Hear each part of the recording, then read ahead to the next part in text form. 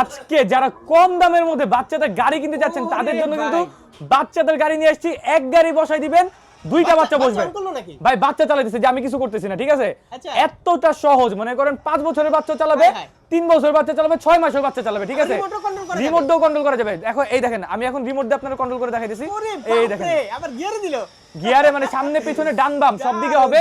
আর আজকে এই গাড়িতে 1000 না 2000 না 3000 না 4000 না 5000 টাকা ডিসকাউন্ট ভাই।